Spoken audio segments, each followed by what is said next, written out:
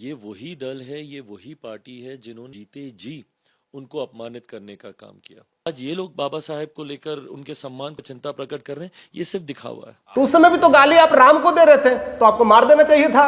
अब राम से अंबेडकर भगवान लग गया, राम भगवान नहीं लग रहा है अगर। लेकिन नेहरू ने उन्हें भी हराने का काम किया, उनके जो सहयोग। नमस्कार दोस्तों, आज बात करेंगे अंबेडकर के बारे में कि ऐसी क्या बातें हो रही है जिससे पूरा देश में कहीं ना कहीं कौतूहल हो चुका है और कहीं ना कहीं कौतूहल के साथ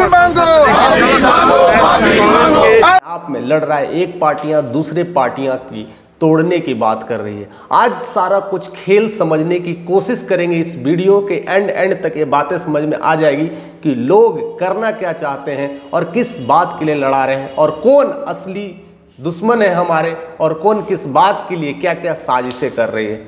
तो चलिए शुरू करते हैं। सबसे पहले बात हम करते हैं भीमराव अंबेडकर जी का। भीमराव अंबेडकर जी का जन्म मध्य प्रदेश के मऊ में हुआ था। वो अपने आप में एक ऐसे इंसान हैं जिन्होंने आर्थिक परिस्थितियों से जूझना शुरू किया। कई बार ऐसी उनके जीवन में आर्थिक कमी आई, उनके बावजूद भी उन्होंने हाईएस्ट डिग्री लिया था। कई विपरीत परिस्थितियां आई, उसके बाद भी उच्च शिक्षा लिया। ऐसे कई सारे एग्जाम्पल्स हैं। उन्होंने ऐसे ऐसे काम किया और देखते ही देखते उन्होंने संविधान में, स्वतंत्रता दिवस में ऐसे कई सारे भारत के स्वतंत्रता सेनानियों के साथ रह करके काम किया और देश के आज़ादी से लेकर के संविधान बनाने तक उनके एक महत्वपूर्ण भूमिका रही है। अगर संविधान की बात करें तो संविधान के सबसे बड़े वो शिल्पकार कहे जाते थे और संविधान की रचना में उनकी भूमिका बहुत अहम रही है और इसीलिए भारत माँ के सबसे महान सपूतों में से एक कहे जाते हैं। अगर हम संविधान की बात करें तो सबसे पहले संविधान के बारे में समझना है कि संविधान में 295 अनुच्छेद होते हैं और 22 भाग होते हैं और 12 अनुसूचियां होती है। और सबसे बड़ी बात है कि इसमें बहुत सारे ऐसे ऐसे चीज़ें लिखे हैं जिससे हर इंसान को जानना होता है। लेकिन दुर्भाग्य हमारे देश में कि हमें संविधान नहीं पढ़ाया जा रहा है। संविधान पढ़ने के लिए उतने कम लोग होते हैं। लेकिन अब धीरे धीरे हर स्कूल्स और कहते हैं ना स्कूल्स, कॉलेजेस और ख़ास करके बच्चों में कुछ कुछ अनुच्छेद पढ़ाया जाए जिससे बच्चों में वो समझ हो, वो समझदारी हो, जिसके वजह से आज सारी लड़ाइयाँ जो चल रही है इसका मूल कारण समझ में आ जाए। अगर हम बात करते हैं अनुच्छेद को तो अनुच्छेद में एक ऐसी धारा है, अगर संविधान में एक ऐसा अनुच्छेद है 368 जिसमें खास करके संविधान में बदलने के बारे में चर्चा की गया है कि कब संविधान में कुछ चेंज करना है तो उसको चेंज किया जा सकता है। तो ऐसा प्रावधान है, लेकिन इसको लेकर के भी कई बार लड़ाइयाँ हुई थी। जब हमारे देश के प्रधानमंत्री जब 400 के पार के नारे के लेकर के पूरी तरह से तैयारियां कर रहे थे तो उस समय में विद्रोही यही लगा रहे थे, कह रहे थे कि ये अगर ऐसा करेंगे तो संविधान बदल देंगे। लेकिन संविधान किस वजह से बदलेंगे, कैसे कैसे बदलाव होंगे, इस सारे चीज़ का पहल करेंगे और समझने की कोशिश करेंगे। सबसे बड़ी बात अगर हम अंबेडकर के करते हैं, क्योंकि सारा खेल अंबेडकर को लेकर के लड़ाइयाँ हो रही है और सारा लड़ाई अंबेडकर के नाम पर लोग लड़ रहे हैं और इसी को लेकर के सारा खेल चल रहा है। अंबेडकर की बात करें तो वह दक्षिण एशिया का सबसे पहले व्यक्ति हैं जिन्होंने अर्थशास्त्र में PhD किया था। उस समय कोई ऐसा इंसान नहीं था उस पटल पे जिन्होंने अर्थशास्त्र की डिग्री लिया था। तो जाहिर सी बात है इतनी नॉलेज, इतनी समझ होगी जिसे तो वो बहुत कुछ चेंज करने के लिए कोशिश करेगा, क्योंकि उन्होंने विपरीत परिस्थितियों को देखा है। उसके बावजूद भी उन्होंने शिक्षा लिया है। उसके बाद आर्थिक स्थितियां अगर आज के लड़कियों में अगर कम हो जाए तो उन्होंने पढ़ाई लिखाई छोड़ देना होता है, यानी पढ़ाई लिखाई नहीं करते कहते हमारे पास आर्थिक कमी है। किसी को अगर कुछ और आ गई, विपरीत परिस्थितियां आ गई तो वो काम पढ़ाई लिखाई छोड़ करके काम धंधे में चले जाते हैं। ऐसे कितने सारे एग्जाम्पल हैं। मैं सिर्फ दलित की बात नहीं कर रहा हूं, दलित के अलावे भी ऐसे कई लोग हैं जो विपरीत परिस्थितियों में पढ़ाई लिखाई छोड़ करके वो दूसरे कामों में लग जाते हैं। आर्थिक स्थितियां कई सारे ऐसे हायर कास्ट में भी होते हैं जिनकी तंगी हो गई, वो भी पढ़ाई लिखाई छोड़ करके दूसरे कामों में लग जाते हैं। लेकिन भीमराव अंबेडकर ही एक ऐसे इंसान थे जिन्होंने प्रूव कर दिया कि विपरीत परिस्थितियों में भी कैसे खड़ा रहा जा सकता है, आर्थिक तंगी के बावजूद भी हाईएस्ट डिग्री कैसे लिया जाता है और दुनिया में कैसे छा गए और दुनिया का सबसे ऐसे लीडर बन गए जिससे पूरी दुनिया अंबेडकर जयंती मनाती है। सिर्फ भारत की मैं बात नहीं करूं, पूरी दुनिया में अंबेडकर जयंती सबसे बड़ा पर्व के रूप में अगर मनाया जाता है तो सिर्फ एक ही पर्व है, अंबेडकर जयंती। लेकिन अब बात करते हैं कि देश में उन्होंने कैसे कैसे काम किए। जब संविधान लिखा जा रहा था तो ऐसा नहीं कि संविधान अकेले भीमराव अंबेडकर ने बैठ के लिख दिया। उस समय कई सारे टीम्स हुआ करते थे। उस टीम में राजेंद्र प्रसाद थे, नेहरू थे, राधा कृष्णन थे, के मुंशी थे, गांधी थे, लाला लाजपत राय थे, ऐसे कई लोग थे और उस टीम में मिल करके काम कर रहे थे और तब जाकर करके एक संविधान का प्रारूप तैयार हुआ था। और भी बहुत सारे टीम्स थे, लेकिन वो जब सारे चीज़ें तैयार हुआ तो अक्सर संविधान में चीज़ें, जिसकी खूबसूरत मैं बात करूँ, खूबसूरती क्या है संविधान में, उसमें वो सारे गुण मिलते हैं। उसमें उपनिषद का भी गुण मिलता है, उसमें चाणक्य नीति का भी गुण मिलता है, उसमें अर्थशास्त्र का भी गुण मिलता है, उसमें रामायण का भी गुण मिलता है, महाभारत का भी गुण मिलता है, भगवत गीता का भी गुण मिलता है। तो इस सारे चीज़ को पढ़ा गया था, सारे चीज को समझा गया था। कई सारे लोग ऐसे ऐसे विद्वान बैठे थे, सारे चीजों को समझे और तब उसमें वो सारे चीजों को डाले। उसमें राम, बुद्ध, महावीर, गुरुकुल की स्थितियां, शिवाजी, लक्ष्मीबाई, नालंदा यूनिवर्सिटी, सब चीजों का चित्रण भी मिलता है उसके फ्रंट पेज में। अगर देखिए तो बीच बीच में पेज डाला होता है संविधान में, उसमें सारे चित्रण किए गए हैं। ये सब सारा कला है, ये सब सारी चीजें दिखाता है कि कैसा भारत है, भारत में क्या क्या चीज है। इवन भगवत गीता में भी अगर हम बात करें तो कर्मों के आधार पर इंसानों को वर्गों में बांटा गया है या वर्णों में बांटा गया है, जिसमें 4 वर्ण ही आते थे, जिसमें हायर कास्ट, लोअर कास्ट और बीच में जो कहते हैं ना ब्राह्मण, क्षत्रिय, वैश्य, शूद्र आते थे। तो हम बात कर रहे हैं कि शूद्र को लेकर करके जो समस्याएं आ रही है, जो दलित को लेकर के समस्याएं आ रही है और इसको लड़ाने का काम हो रहा है, वह सिर्फ और सिर्फ एक एजेंडा है, सिर्फ एक दिखावा है। अगर हम बात करें कि बीजेपी जब आंदोलन कर रही थी तब उस समय अगर देखा जाए तो एक शुरुआत थी। जब बीजेपी शुरू में जब आई थी, जब अटल बिहारी के समय में, तो एक शुरुआत थी, लेकिन उससे पहले भीमराव अंबेडकर थे। भीमराव अंबेडकर जब देश के विभाजन भी हुआ था तो उस समय वो खिलाफ थे। देश के विभाजन को लेकर के भी अगर देखा जाए तो सबसे बड़ा काम नेहरू का ही था, कि नेहरू की वजह से ही देश का विभाजन हो गया था, क्योंकि कोई नहीं चाहता था कि देश का विभाजन हो। लेकिन सिर्फ और सिर्फ प्रधानमंत्री को पद को हासिल करने के लिए देश का विभाजन कर दिया गया। उस समय कोई आवाज नहीं उठाया था, उस समय केवल अंबेडकर ही उठाए थे। और भी बहुत सारे लोग उठाए थे, लेकिन दबा दिया गया, सब चीज़ों को दबा दिया गया। उसके बाद जब देश में संसद बैठती है तो बहुत सारे चीज़ हुए। उनको किसी तरह से कानून मंत्री बनाया गया था, लेकिन जिस तरह से उनके साथ ट्रीटमेंट किया जाता था तो उनको पद भी छोड़ना पड़ा था। और हर इंसान को जब पद छोड़ना होता है तो संसद में बोला जाता है कि क्यों छोड़ रहे हैं, कारण देना होता है, लेकिन उन्हें वो भी मौका नहीं दिया गया था, बोलने तक का मौका नहीं दिया गया था। उस समय सरकार केवल कांग्रेस की थी और नेहरू थे उस समय। 1952 की बात करें, 1954 की बात करें, क्योंकि वो समझ गए थे कि इतना पढ़ा लिखा, इतना शिक्षा किस काम से, पूरी दुनिया से, यूनिवर्सिटी से मैंने पढ़ा, हर चीज़ों को समझा, अर्थशास्त्र को समझा, भारत की परिस्थितियों को बदलने के लिए वो तैयार बैठे थे। तब उन्होंने समझा कि संसद में जाके ही चेंज लाया जा सकता है। तब उन्होंने 1952 में चुनाव और उसके बाद 1952 और 1954 में उपचुनाव, दोनों में उन्होंने पूरी तरह से अपनी भूमिका लगाई। लेकिन नेहरू ने उन्हें भी हराने का काम किया। उनके जो सहयोगी थे नयन काजोलकर, उनके साथ साथ काम करने वाले थे, उनके खिलाफ ही उन्होंने खड़ा कर दिया था। ऐसी परिस्थितियां आ गई थी। और उनके बाद 1970 में नयन काजोलकर को पद्म पुरस्कार दिया गया था। और भीमराव अंबेडकर जिन्होंने संविधान लिखा, वो बेचारे देखते रह गए थे, उनको कुछ भी नहीं मिल पा रहा था। उसके बाद क्या होता, 1952-54 में ऐसी स्थितियां आई। उसके बाद अब उन्हें लगा कि क्या हो क्या रहा है। उनके बाद इस्तीफा दे दिए, उनके बाद उनकी पूछ गरिमा सब खत्म हो गई। धीरे धीरे उनको लोग बाइकआउट करने लगा, यानी एक तरह से देखा जाए तो वहां से अलग ही कर दिया गया था। उनको लोग धीरे धीरे भूलना शुरू कर दिए गए थे।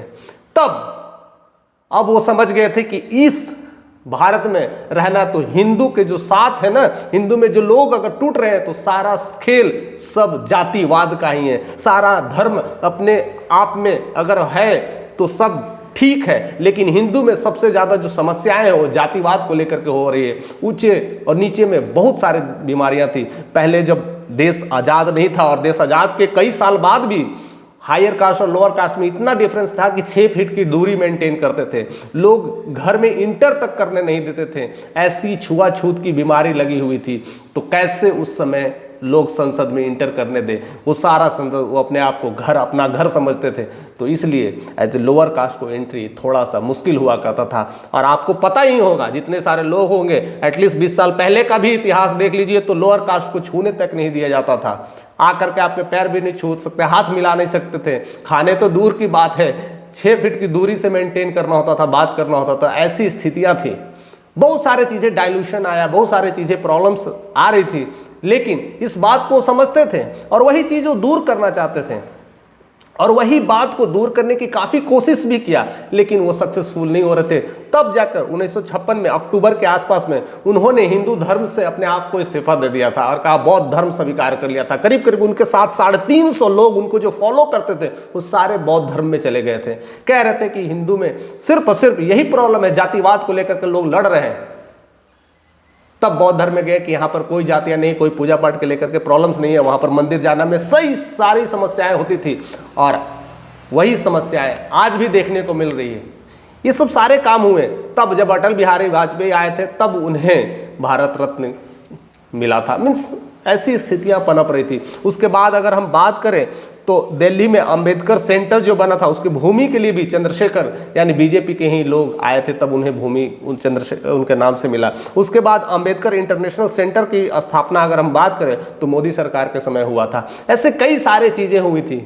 अब आते हैं बात संविधान को लेकर के कि संविधान में कई सारे जो चेंजेस हुए थे, जो चेंजेस जो मौलिक अधिकारों के खिलाफ था, वो कहीं ना कहीं नेहरू के समय या इंदिरा गांधी के समय हुआ। उस समय किसी ने ना आवाज नहीं उठाया, लेकिन जिस समय उसके बाद जब भारत में अगर देखा जाए तो सबसे बड़ी पार्टी के रूप में मोदी ही उठे थे बीजेपी की तरफ से, तब उन्होंने चेंज की थी, तो जीएसटी लाया था, और तब उसके लिए कितने देश में बवाल हुए थे, एक अच्छे परिणाम के लिए लाया था। फिर नारी शक्ति के लिए, आरक्षण के लिए लाया था। मणिपुर में कितने लोग जल रहे थे, कई सारी समस्याएं आ रही थी, तब नारी शक्ति के लिए उन्होंने रिजर्वेशन में, संविधान में छेड़छाड़ की थी। तो अच्छे कॉज के लिए ही छेड़छाड़ करना बहुत जरूरी है। और सबसे बड़ी बात है जो अंबेडकर साहब कह चुके थे, लोग इसको कोई बता ही नहीं रहा है, और यही सबसे बड़ी कारण है शिक्षा। शिक्षा सही से नहीं मिलने से सबसे बड़ी प्रॉब्लम होती है। अंबेडकर साहब ने क्या बात किया था, जरा ध्यान से सुनिएगा।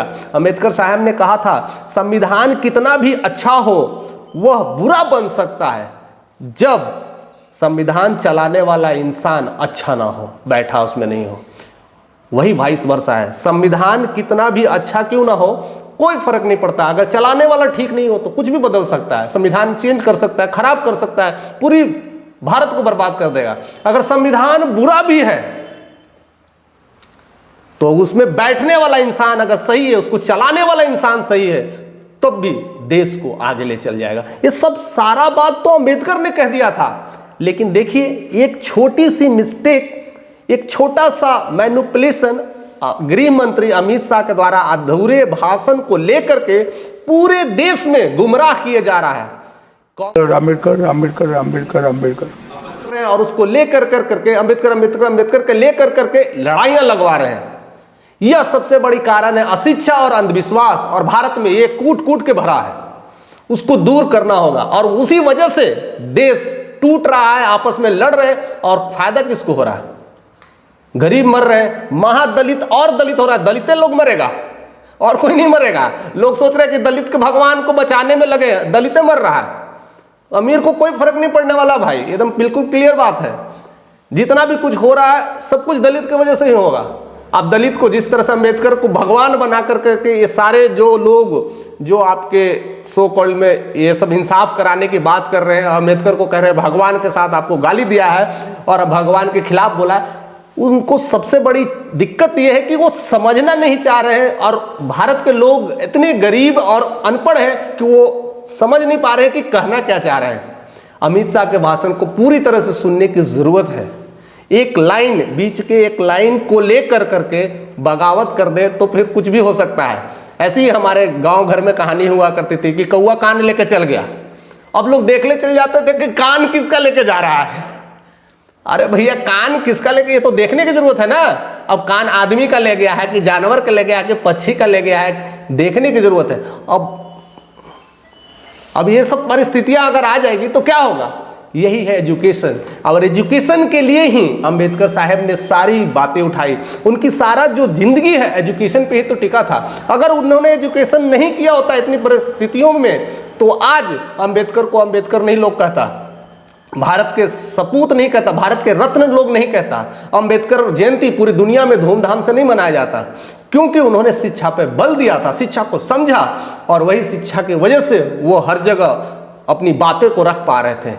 और बार बार ये स्टेटमेंट आता है कि शिक्षा शेरनी का वो दूध है जो पिएगा वो दहाड़ेगा, उन्हीं का स्टेटमेंट है। लेकिन आज लोग उनको भगवान बना बना कर करके आप सबको लड़ा रहे हैं। अभी देखिए दिल्ली में दिल्ली सरकार क्या कर रही है, अंबेडकर के नाम पे राशियां बांट रही है। हम स्कॉलरशिप देंगे, ये देंगे, पानी देंगे। अंबेडकर स्कॉलरशिप का ऐलान करता हूं। नजर नहीं आ रहा था अंबेडकर कहां चले गए। आज अंबेडकर के नाम पर किसको क्या क्या दे रहे हो। अरे भैया देना ही है तो उसे शिक्षा दो, अच्छी शिक्षा दो। जो अंबेडकर ने बताया था, अंबेडकर ने चुनौतियां दी थी कि उन्होंने यही सिखाया था कि कितनी भी विपरीत परिस्थितियां हो, कितनी भी आर्थिक तंगी हो, अगर शिक्षा आदमी हासिल कर ले तो वह दुनिया में कुछ भी काम कर सकता है और हर जगह अपनी बातों को रख पाएगा। अगर आप गलत कर रहे हैं तो उसमें उंगली उठाएगा, लेकिन उंगली उठा ही नहीं रहा है, कुछ कर ही नहीं पा रहा है। वो सारी प्रॉब्लम्स ये सब ऐसे ऐसे धीरे धीरे धीरे धीरे खत्म होते जा रही है। तो हमें शिक्षा की सख्त जरूरत है, चाहे आप सरकार हो या कांग्रेस सरकार हो। बस सिर्फ एक मुद्दे को, एक स्टेटमेंट को लेकर के खींचातानी कर रही है, उसके लेकर के केवल भारत के चुने मुने जगह में प्रॉब्लम्स नहीं हो रहा है, या यूपी में उसके प्रसाद पड़ रहे हैं, बिहार में उसके प्रसाद बढ़ रहे हैं, बिहार में पार्टियां टूट रही है, यूपी में टूट रहे हैं, हर जगह उसका रिएक्शंस दिख रहा है। और तोड़ने वाला, बताने वाला क्या है, आपके अंबेडकर को गाली दे दिया है। अरे भैया गाली ही देना था तो पूरी बात समझो ना। जब अयोध्या मंदिर बन रही थी उस समय किसी ने कहा कि अयोध्या मंदिर क्यों बना रहे हो, हॉस्पिटल बना दिए होते हैं। कई सारे कटाक्ष आ रहे थे, उस समय किसी को नहीं समझ में आ रहा था। तो उस समय भी तो गाली आप राम को दे रहे थे, तो आपको मार देना चाहिए था। अब राम से बड़ा कोई है भगवान आपके क्या? आपको अंबेडकर भगवान लग गया, राम भगवान नहीं लग रहा है। अगर गाली भी देना था, उस समय गाली दी तो उसमें तो आपको मार कर हटा देता है लोग। उस समय तो आपको पूरी तरह से लोग कहना कि कहां मारते क्या करते तो समझ में नहीं आ रहा क्या क्या होता। आपने राम को गाली दिया था, राम के नाम को कई सारे प्रतिबंध लगाए थे। उस समय बहुत सारी चीज हो रही थी जब अयोध्या मंदिर बन रहा था तो। लेकिन आज अंबेडकर को भगवान बना करके लड़ा भी रहे हो, तो ये सब राजनीतिक एजेंडा है। ये सब बड़े बड़े लोग हैं बैठे हुए, वो गरीबों को तो गरीब ही समझते हैं, जो नीचे तबके के लोग हैं उसको और गरीब समझते हैं। बस वो आपको इसी तरह चीजों में लड़ाएंगे और आपकी स्थितियां बद से बदतर कर देंगे। तो हमें इसको समझना पड़ेगा, इससे निकलना पड़ेगा, और उसका सबसे बड़ा कारण है शिक्षा। और अंबेडकर साहब यही बार बार समझाने की कोशिश कर रहे थे, हम भगवान नहीं हैं, हम देश के सपूत हैं, हम कोई भगवान अलग से प्रकट नहीं हुए, आप मुझे भगवान मत बनाओ। उन्होंने शिक्षा पे बात की है, जात पात को खत्म करने की बात की है। कह रहे थे आपस में जातिवाद के लेकर के हिंदू लोग लड़ रहे हो ना, बर्बाद हो जाओगे, सब मरोगे आपस में और कोई और राज करेगा। इसीलिए उन्होंने हिंदू धर्म को छोड़ कर करके बौद्ध धर्म को अपना लिया था। तो ये सब पढ़ाई करना है भाई, पढ़ो लिखो समझो। बात केवल ये सब नेतागिरी का भाषण सुन करके ना कुछ नहीं मिलने वाला है। समझो कि किस लिए ऐसा हो रहा है। अगर कोई विवाद अगर करता है, कहता है कि आपके भगवान को गाली दिया, अरे भैया आपको 2 वक्त की रोटी नहीं मिल रहा है, आप भगवान भगवान कर रहे हो। भगवान तो बदल जाते हैं, जब आपके रोजी रोटी के लफड़े आते हैं ना तो भगवान बदल जाते हैं, धर्म बदल जाता है। जब आपके रोजी ना मिले, कपड़ा ना मिले, खाना ना मिले तो आपके भगवान बदल जाते हैं। तो आपके भगवान को लेकर के छेड़छाड़ करने की जरूरत नहीं। इस बात को समझो, सीरियस लो। वीडियोस को ज़्यादा से ज़्यादा लोगों तक शेयर करना भी आप ही का काम है, क्योंकि कई लोग इस मुद्दों को नहीं समझेंगे, नहीं बात करेंगे, तो ऐसे ही फिर रोना रोओगे, फिर गरीब गरीब ही होता चला जाएगा। तो ज़्यादा से ज़्यादा लोगों तक शेयर करें, और अगर चैनल पे नए तो जरूर से जरूर सब्सक्राइब करें, क्योंकि हम ऐसे ऐसे जो गड़े मुर्दे हैं हम उठाएंगे, और तभी हम देश में एक अच्छी क्रांति लाने की बात कर सकते हैं। उस समय भीमराव अंबेडकर लाए थे, अब कोई ला ही नहीं रहा है, सिर्फ आपको लड़ा रहा है। तो कोई है जो उठेगा और तभी क्रांति लाएगा। तो ऐसे ऐसे लोगों की सख्त जरूरत है।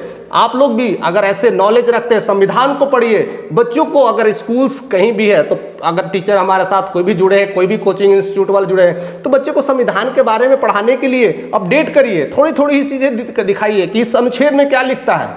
बच्चे समझे तो सही कि हमारे साथ क्या हो रहा है। नारी घर में रह करके रोती है, उसे बाहर निकलने नहीं दिया जाता है, नारी को संरक्षण नहीं मिलता है, कुछ करने के लिए नहीं कर पाती है, उसे हमेशा 2 पल के लिए डर लगा रहता है, संविधान के बारे में पता नहीं है क्या है, अगर कुछ होगा तो भी तो एक्शन में आएगी, उस पता ही नहीं है तो करेगी क्या।